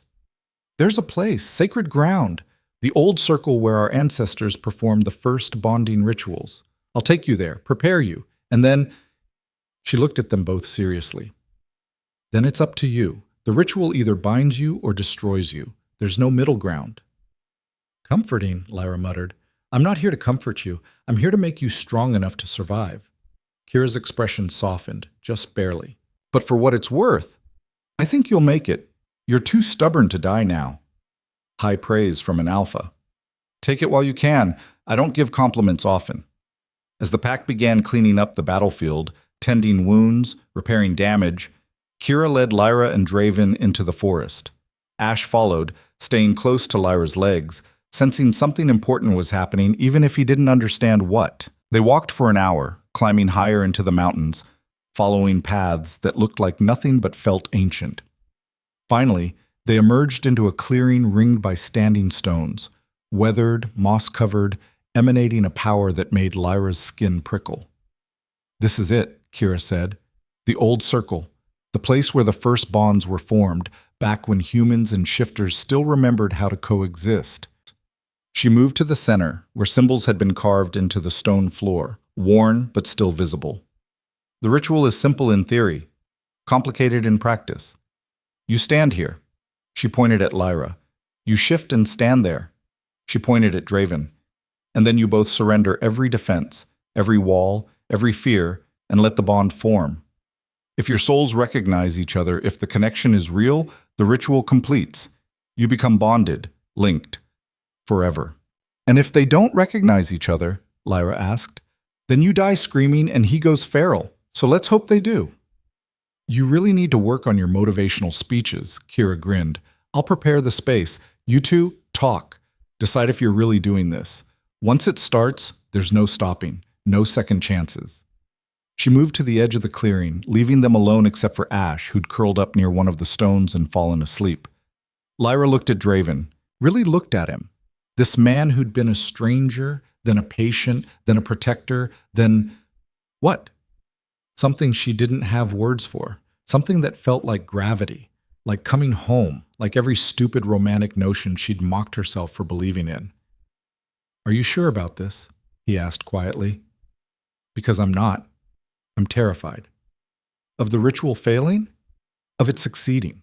Of binding you to me and ruining your life in ways I can't predict. You deserve better than… Stop. She stepped closer, close enough to feel his warmth, to see the gold flecks in his eyes. You don't get to decide what I deserve. I do. And what I deserve is a chance to fight beside you instead of hiding behind you. What I deserve is to be strong enough to protect the people I love. What I deserve… Her voice dropped to a whisper. What I deserve is to stop being afraid of wanting something just because I might lose it. Draven's hands came up to frame her face, gentle, despite the claws he could manifest in seconds. If we do this, you're mine, and I'm yours. In ways that go beyond words, beyond reason. I'll feel your pain, your fear, your joy, and you'll feel mine. There's no privacy in a bond this deep, no hiding. Can you live with that? Lyra thought about her cabin, her isolation, her carefully constructed walls designed to keep everyone out, to keep her safe from ever being hurt again. She thought about how empty it had been, how silent, how slowly she'd been dying inside, mistaking survival for living. And then she thought about the last month, the terror and the training and the blood and the belonging. Thought about Ash's warmth against her leg, Mara's grudging respect, Kira's fierce protection, the pack's acceptance. Thought about Draven's hand in hers, solid and certain, never letting go even when he should have. Yes, she said, I can live with that. I want to live with that. Something fierce and tender crossed his expression. Then let's do this. They moved to the positions Kira had indicated. Draven shifted, becoming the massive black wolf she'd dragged from the snow weeks ago, and Lyra stood facing him, heart hammering, hand steady. Kira began to chant, low words in a language Lyra didn't recognize, ancient and powerful.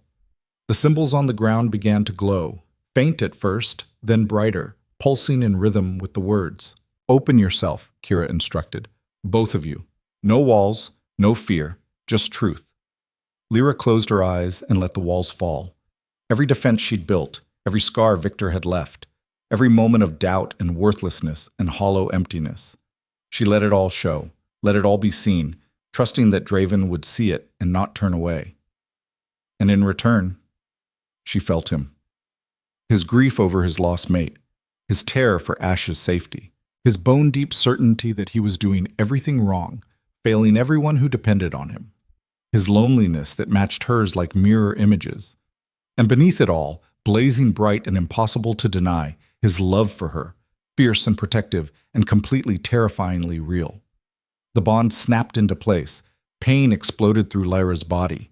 Not physical, worse. Like every nerve ending was being rewritten, every cell reorganized, something fundamental about her being altered at the molecular level. She screamed or tried to, but couldn't find her voice, couldn't find anything except the sensation of burning from the inside out. Draven's howl joined hers, pain and triumph mixed together. And then, suddenly, it stopped. Lyra collapsed to her knees, gasping, vision swimming. But when it cleared, everything was different, sharper, brighter. She could hear Ash's heartbeat from across the clearing, could smell the individual trees, the old stone, the lingering blood on her clothes, could feel Draven's presence in her mind like a second heartbeat, steady and sure. It worked, Kira breathed. It actually worked. Lyra looked at her hands. They looked the same. But when she focused, she could feel strength there that hadn't existed before. Power.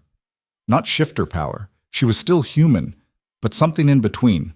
Something new. Draven shifted back to human and pulled her into his arms, shaking. You're alive. I can feel you. In here. He pressed his hand over his heart. Like you've always been there.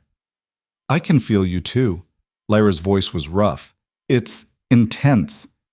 It gets easier. The connection settles, but it never goes away. Good. She pulled back enough to meet his eyes, because I don't want it to. He kissed her then, finally, a kiss that tasted like blood and survival, and promises neither of them could put into words. A kiss that sealed what the ritual had started. When they broke apart, Kira was smiling. Welcome to the pack, bonded one. For real this time.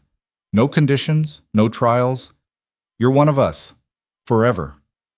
Lyra looked around the clearing, at the ancient stones, at Ash sleeping peacefully, at Draven still holding her like he was afraid she'd disappear, at Kira watching with something like pride. She'd come to these mountains to hide, to disappear, to give up. Instead, she'd found a family, found strength, found herself.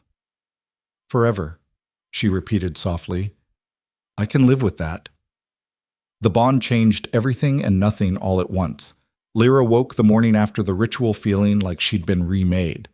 Her body ached in new ways, muscles stronger, senses sharper, instincts that whispered warnings she'd never heard before. And underneath it all, Draven's presence hummed in her chest like a second pulse. She could feel him before she opened her eyes, could sense him moving around the cabin, preparing breakfast, checking on Ash. She sat up and found him watching her from across the room, a small smile playing at his lips. How do you feel? He asked. Like I got hit by a truck, but a good truck. He laughed, the sound warm and familiar. The adjustment takes time. Your body is adapting to abilities it was never meant to have. Give it a few days. Do I get the full package, shifting and everything? No. You're still human. The bond gives you enhanced strength, healing, senses, enough to survive in our world. But you won't shift. That requires being born to it. He crossed to her, offering a hand to help her stand. But what you gained is rarer than shifting. You're bonded. There are maybe a dozen bonded pairs left in the world. Most packs consider it legend. Lyra took his hand and let him pull her upright. The movement was easier than it should have been, her balance perfect despite the soreness. So what now? Now we train. The bond gave you the tools. You still need to learn how to use them. His expression grew serious. And we prepare. Magnus's pack will come back. Maybe not today. Maybe not next week. But they will come. And when they do, we need to be ready. Over the next 2 months, Lyra discovered what being bonded truly meant. She trained with Mara daily, learning to use her enhanced strength without breaking everything she touched. Learned to trust her new instincts when they screamed warnings she couldn't rationally explain. Learned to fight not as a human pretending to be a shifter, but as something entirely her own. Faster than human, stronger than expected, unpredictable enough to surprise opponents who thought they knew what she was. You're getting good, Mara admitted one afternoon after Lyra managed to pin her for the first time. Annoyingly good. I had a good teacher. I had a stubborn student. There's a difference. Mara grinned, shoving Lyra off. But seriously, you're not just surviving anymore. You're thriving. The pack sees it. And they did. Lyra felt the shift in how people looked at her. Not as the human who'd gotten lucky, not as the outsider they tolerated. As pack. As one of them. Children no longer fled when she approached. Warriors nodded respectfully when she passed. Even the elders, the oldest shifters who remembered when humans were enemies, acknowledged her presence without disdain. She'd earned her place not through blood, but through choice. Through fighting when she could have run. Through standing when she should have fallen. Through proving, day after day, that strength came in forms they'd forgotten to recognize. But it wasn't all training and acceptance. The bond brought complications Lyra hadn't anticipated. She felt Draven's emotions like they were her own. His worry for Ash. His lingering guilt over his lost mate. His fear that he was failing to protect the people who depended on him. And beneath it all, his love for Lyra, steady and fierce and sometimes overwhelming in its intensity. And he felt hers. Every moment of doubt, every nightmare about Victor, every flutter of anxiety that she was still somehow not enough, still the useless girl everyone had dismissed. They couldn't hide from each other, couldn't pretend. It forced an honesty that was both terrifying and liberating. I can feel you spiraling, Draven said one night, finding her outside their cabin, staring at the stars. Talk to me. It's nothing. It's not nothing. I can feel it eating at you. Lyra sighed, wrapping her arms around herself. What if Magnus comes back and I freeze? What if when it matters, I'm still just the scared girl who let Victor walk all over her for 3 years? You're not her anymore. How do you know? Because she wouldn't have dragged a dying wolf into her cabin. She wouldn't have thrown herself between death and a child. She wouldn't have bonded with a broken exile to protect a pack that wasn't even hers yet. He moved closer, his warmth cutting through the cold. You think strength means never being afraid? It doesn't. It means being terrified and doing it anyway, and you've done that over and over. So when Magnus comes, and he will, you won't freeze. You'll fight, because that's who you are now. Lyra leaned into him, letting his certainty anchor her. What if you're wrong? Then we'll fail together, but I'd rather fail trying with you than succeed hiding alone. She kissed him then, tasting the truth in his words, feeling it resonate through the bond that tied them together. Whatever came next, they'd face it as one. The attack came on a morning 3 months after Magnus's death. Lyra was helping repair one of the cabins damaged in the first battle when Ash started barking. Not playful, not excited, alarmed. Every hair on her body stood up, instinct screaming danger before her conscious mind caught up. Contact! Someone shouted from the perimeter. Multiple hostiles, North Rid! The pack erupted into motion. Warriors grabbed weapons, shifted into wolf form, took defensive positions. Kira appeared, already issuing orders, her voice cutting through the chaos with practiced authority. They're back, she said grimly, meeting Lyra's eyes. Magnus's pack, and they brought reinforcements. Through the trees, Lyra could see them, dozens of wolves, maybe more, moving in coordinated formation. But these weren't the same pack that had retreated in shame. These were fresh fighters, angry, organized, led by a massive gray wolf that radiated authority almost as strong as Magnus had. His brother, Draven said, appearing beside Lyra. Garrett. He'll want revenge for Magnus, want to erase the shame of their defeat. Can we win? I don't know. Draven's hand found hers, squeezing once. But we fight anyway. The enemy pack didn't charge immediately. They circled, tightening the noose, cutting off escape routes. And then Garrett shifted, becoming a man nearly as large as Magnus had been, scarred and brutal, eyes cold with calculated rage. Red Ridge, he called out. You killed my brother, broke pack law, harbored exiles and humans. For these crimes you will be destroyed. Your territory will be claimed. Your pack will swear loyalty or die. Big talk from someone hiding behind numbers, Kira shouted back. Your brother challenged and lost. That's pack law. You don't get revenge for someone dying honorably. Honor? Garrett laughed, sharp and mocking. Magnus was killed because a human interfered, because you let weakness infect your pack. There's no honor in that, only disgrace. He gestured, and his wolves began advancing, slow, methodical. The execution of a battle plan designed to crush resistance through sheer, overwhelming force. Red Ridge had maybe 30 fighters. The enemy had twice that. The math was brutal and simple. They were going to lose. Unless something changed. Lyra felt the bond flare hot in her chest, Draven's determination bleeding into her own. She looked at him, at Ash pressed against his leg, at the pack preparing to die defending their home, at Kira standing tall despite wounds that hadn't fully healed from the last fight. These people had given her a place when she had nothing, had seen strength in her when she couldn't see it herself, had fought for her, bled for her, accepted her not because they had to, but because she'd earned it. She wasn't going to let them fall, not without a fight, not without trying something desperate and probably stupid and exactly the kind of thing that had kept her alive this long. I have an idea, she said quietly. Draven looked at her sharply. What kind of idea? The kind you're not going to like. She raised her voice, addressing Garrett. You want revenge for Magnus? You want to prove Red Ridge is weak? Then let me give you a chance. Lyra, no. Draven's grip on her hand tightened. She squeezed back but didn't stop talking. Challenge, single combat, me against your best fighter. If I win, you leave and never return. Your grievance is settled. If I lose, she swallowed hard. If I lose, Red Ridge surrenders. Pack law, binding. Silence, absolute and shocked. Every shifter, both packs, stared at her like she'd lost her mind. Maybe she had. She was human, bonded, yes, but still fundamentally breakable in ways shifters weren't. Offering to fight one of them was suicide. Garrett's smile was slow and cruel. A human wants to challenge my pack? This is the weakness I was talking about. This is scared? Lyra interrupted. Because that's what it sounds like. Scared that maybe your pack isn't as strong as you think. Scared that if one human can beat your fighter, your whole revenge narrative falls apart. Garrett's expression darkened. I accept. My champion against the human. No interference. Fight to submission or death. His eyes glittered with malicious amusement. I choose Royce. A wolf stepped forward from his pack, massive, brown fur streaked with black. When it shifted, the man beneath was built like he'd been carved from stone. 6.5 feet of pure muscle, covered in scars that spoke of battles won. He smiled at Lyra with anticipation. This will be quick, Royce said. Good, Lyra replied, her voice steadier than she felt.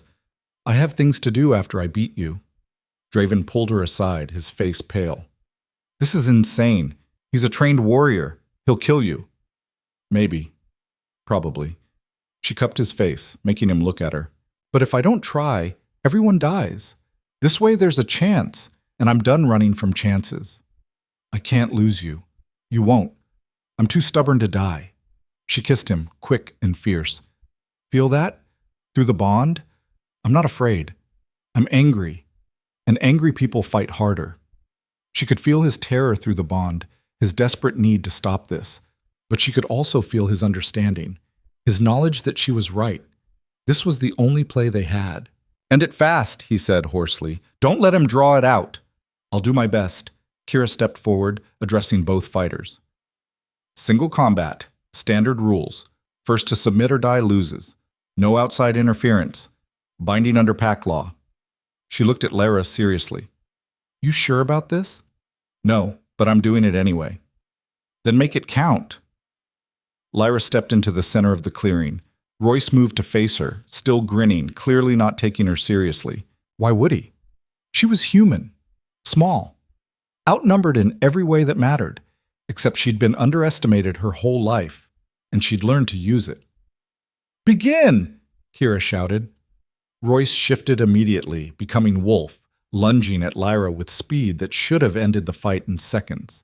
Lyra dove sideways, using her smaller size and the enhanced reflexes from the bond to stay just ahead of his jaws. He spun, snapping at her leg, but she rolled, came up running, leading him away from the pack, into the trees where the terrain was rougher.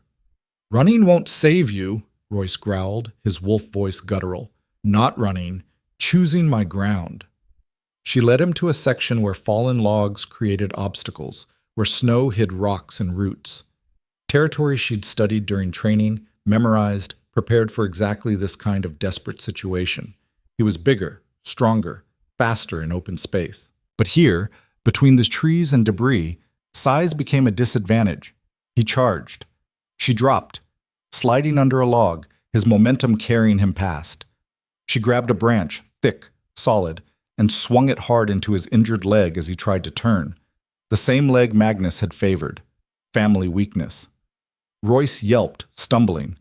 Lyra didn't give him time to recover. She drove the branch into his ribs, then his face, putting every ounce of bonded strength behind each strike. He snarled, snapping the wood with his jaws, but she'd already moved, circling, staying just out of reach. Stand still, he roared. Make me. He tried, but every charge met air, every lunge found nothing. Lyra used the terrain, her size, her unexpected speed to stay alive. She couldn't overpower him, couldn't outlast him, but she could frustrate him, make him angry, make him careless. And careless fighters made mistakes. Royce finally lost his temper. He shifted to human mid-attack, thinking hands would catch what jaws couldn't. Lyra was ready. She dropped low, swept his legs, and when he fell, she drove her knee into his throat with every bit of strength the bond had given her. He gasped, clawing at her, but she didn't let up. Pressed harder, felt cartilage flex under the pressure. Submit, she hissed. His eyes widened with genuine fear. She was human. She shouldn't have been able to do this. Shouldn't have been strong enough, fast enough, ruthless enough. But she wasn't human. Not anymore. Not entirely. She was something else. Something new. Something that didn't fit their expectations. Submit, she repeated, pressing harder.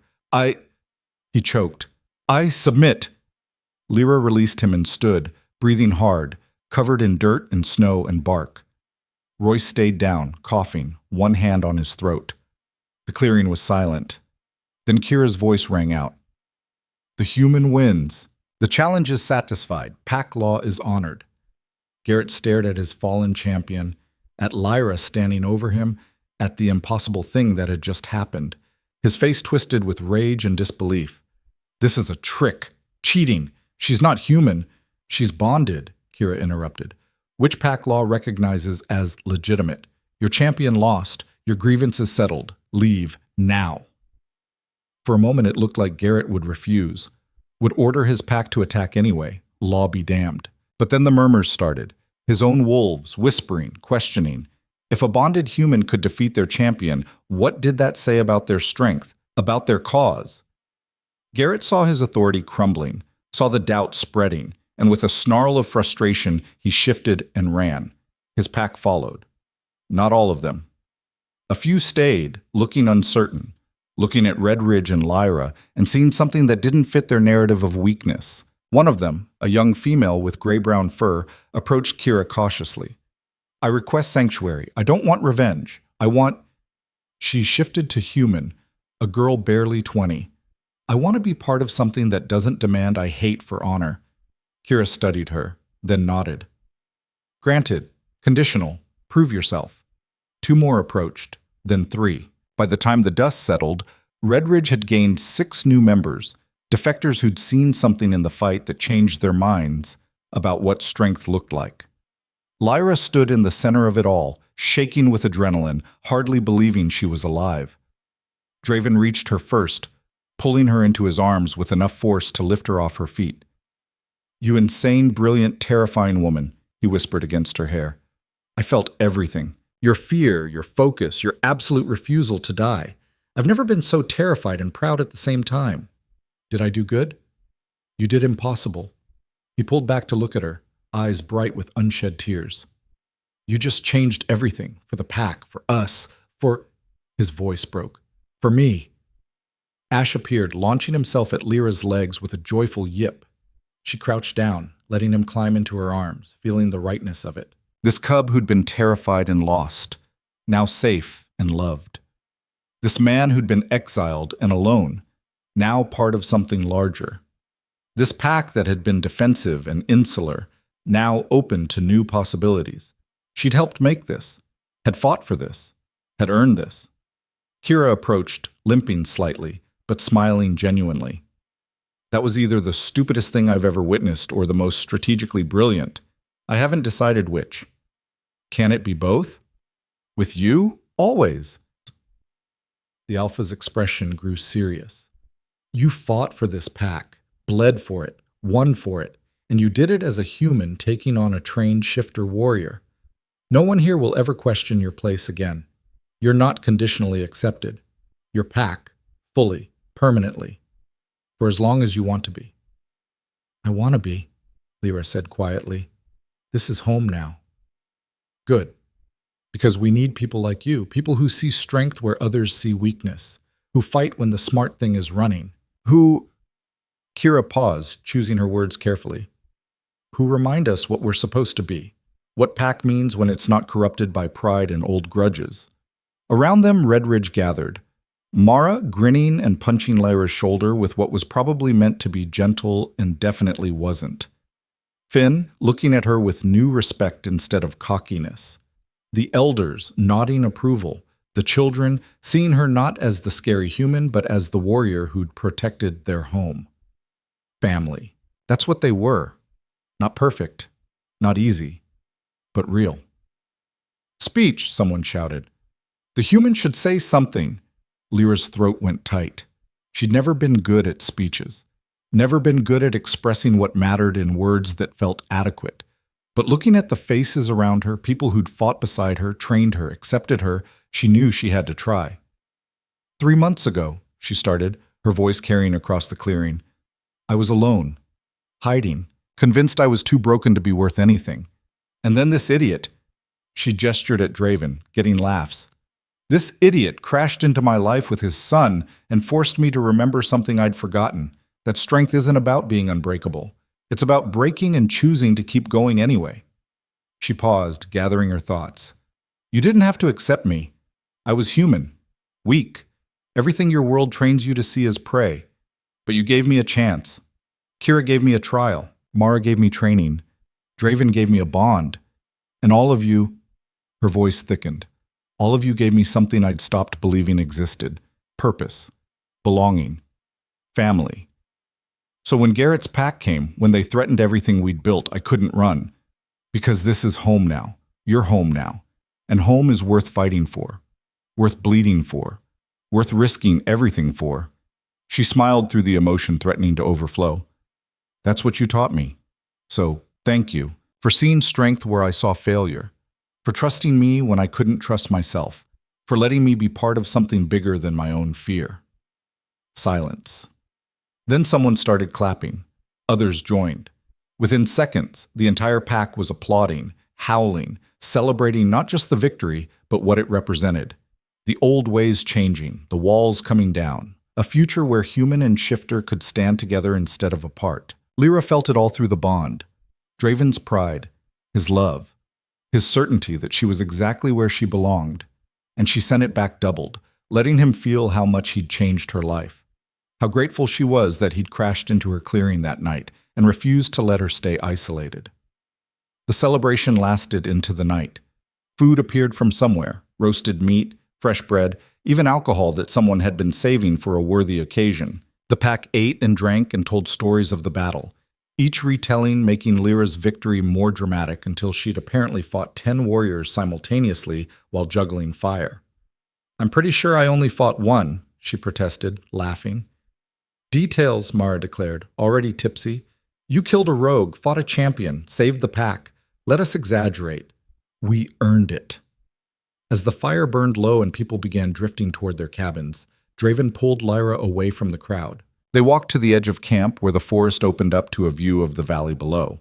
Miles of wilderness stretching into darkness, stars blazing overhead with impossible clarity. I need to tell you something, Draven said quietly. Something I've been too afraid to say out loud. Lyra's pulse quickened. What? When I lost Ash's mother, I thought that was it. Thought I'd used up my chance at love and wouldn't get another. Didn't deserve another after getting her killed. His hand found hers, warm and solid. And then you dragged me into your cabin, fed us, healed me, protected my son like he was your own. And I started to think maybe I'd been wrong. Maybe the universe wasn't done with me yet. He turned to face her fully, his gold eyes reflecting starlight. I love you, Lyra, not because of the bond. The bond just made it impossible to deny what was already there. I love your stubbornness, your courage, the way you see worth in broken things because you know what it's like to be called worthless, the way you fight for people who matter to you like nothing else exists, the way you make me want to be better than I am. Lyra's chest felt too full, emotions overwhelming her ability to speak. She'd heard I love you before. Victor had said it constantly, but this was different. This was real. This was someone who saw all her cracks and scars and chose to stay anyway. I love you too, she managed, even though you're an idiot who crashes into cabins and refuses to leave. He laughed, the sound rich and free. Best decision I ever made. Second best. The best was trusting me to fight Royce. That was the worst decision. I'm still recovering. She kissed him, tasting joy and forever in all the tomorrows they'd earned through sheer stubborn survival. When they broke apart, she rested her forehead against his, breathing in sync, heartbeats aligned through the bond. What happens now, she asked, after all this? After winning? After proving ourselves? What's next? We live, Draven said simply. We raise Ash, we protect the pack, we build something better than what came before, and we do it together. That's what happens next. It sounded impossible, too simple, too happy. But looking at him, feeling the certainty through the bond, Lyra let herself believe it. For the first time in her life, she let herself believe in a future worth fighting for. Months passed. Winter faded into spring, bringing new growth to the valley. The pack rebuilt, stronger than before. The defectors from Garrett's pack integrated, bringing new perspectives and skills. Children learned to hunt and fight and laugh, growing up in a world where strength meant community instead of domination. Lyra trained new arrivals, humans who'd heard rumors of a place where they could belong, where their humanity wasn't weakness. Not all of them survived the bonding trials, but those who did became something extraordinary. A new generation that bridged the gap between worlds. She still had nightmares sometimes. Still woke up thinking she was back in that cabin, alone and hollow. But then she'd feel Draven beside her, feel the pack beyond the walls, feel Ash curled at the foot of their bed, and the nightmares lost their power. One morning, she woke to find Ash gone. Not missing, just different, human. A boy of maybe 6 years old, standing by the window, staring at his hands with wonder. "Dad," he shouted, voice cracking with excitement and fear. "Dad, I shifted. I'm me." Draven bolted upright, then launched himself at his son, pulling him into a hug that lifted the boy off his feet. "You did it. You finally did it. I'm so proud of you. Does this mean I can talk now? For real? Not just barking?" "Yes, little one. You can talk." Ash turned to Lyra, his gold eyes, Draven's eyes, bright with emotion. "Thank you. For saving us. For being my—" He struggled with the word, then just hugged her. "For being Mom." Lyra's breath caught. She wasn't his biological mother. Would never be. But looking at this boy who'd curled against her leg when she needed comfort, who'd trusted her when he was too young to understand what trust meant, who'd chosen to call her Mom, she felt something settle deep in her chest. "Thank you for letting me," she whispered, holding him tight. That afternoon, while Ash was showing off his new form to the pack children, Lyra found herself at the old cabin site. Her cabin. The place where this had all started. Someone had cleared the path recently, making it accessible again. She stood in the clearing, looking at the structure that had been her prison and her salvation. The door was still intact. The window where she'd seen Draven and Ash in the snow still reflected late afternoon light, but inside was empty. The furniture removed. The supplies redistributed. Only the bones remained. "You thinking about going back?" Draven asked, appearing beside her. "No, just remembering. The woman who lived here, who thought alone was the same as safe, who'd given up on mattering. That woman saved my life. That woman was terrified, broken, convinced she had nothing to offer. She was wrong." Draven's hand found hers, fingers threading together with familiar ease. She had everything to offer, just took the right circumstances to prove it. Lyra smiled, leaning into him. "You mean the right crash? Best crash of my life." They stood there for a while, watching the sun set over the valley, painting the snow gold and orange and pink. Behind them, the sounds of pack life drifted through the trees, laughter, arguing, the constant hum of community. Ahead of them, the cabin stood empty, a monument to who she'd been, a reminder of how far she'd come. "Should we burn it?" she asked. "Final closure and all that? Or we could keep it. Emergency shelter, reminder, symbol." Draven looked at her seriously. "Sometimes we need to remember where we started to appreciate where we ended up." "When did you get so philosophical?" "Since I bonded with someone who makes me think about things like meaning and symbolism." She laughed, turning to face him fully. The bond hummed between them, content and steady. No urgency, no fear. Just presence, just love. Just the simple certainty that they'd chosen each other and would keep choosing each other day after day for as long as they had. "Let's go home," she said. "We are home." "No, I mean the pack, the real home, where Ash is probably terrorizing everyone with his new ability to sass back verbally." "Fair point. Let's rescue them." They walked back through the forest, hand in hand, leaving the old cabin behind, leaving the past where it belonged. The path back was familiar now, worn smooth by repeated travel. And when they emerged into the pack camp, they were met with chaos. Ash was indeed terrorizing everyone, but not through sass. He'd figured out he could shift at will now and was demonstrating by becoming wolf, then human, then wolf again, in rapid succession, while the other children cheered and the adults tried not to laugh at their parents' resigned expressions. "He's your son," Lyra said. "He's our son," Draven corrected. which means the chaos is a shared responsibility. Fair. They joined the chaos, became part of it, and as the sun disappeared completely and the stars emerged, as the pack settled into evening routines, and Ash finally exhausted himself enough to sleep, Lyra found herself sitting by the fire with Draven, watching the flames dance. "Do you ever regret it?" she asked quietly. "Crashing into my life, forcing me to deal with you, starting this whole complicated mess?" Draven considered the question seriously. Then he smiled. "Not for a second. Best worst decision I ever made." "Same," Lyra admitted. "I thought I was saving you that night. Turns out you were saving me. We saved each other. That's how it works." And looking around the camp, at the pack she'd fought for, the family she'd earned, the life she'd built from the ashes of who she used to be, Lyra knew he was right. She'd come to the mountains to disappear, to hide from a world that had labeled her useless and broken and not worth the trouble. Instead, she'd discovered that broken didn't mean finished. That useless was a lie told by people who couldn't see past their own limitations. That worth wasn't something given by others.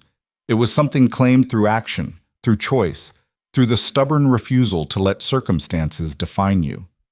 Years later, when travelers stumbled onto Red Ridge territory and asked what made it different from other packs, the answer was always the same.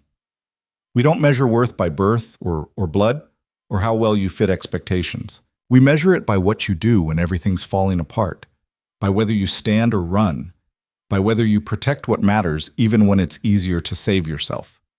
And when those travelers asked where that philosophy came from, someone would always point to the woman training the newest arrivals, human, bonded, scarred, and smiling.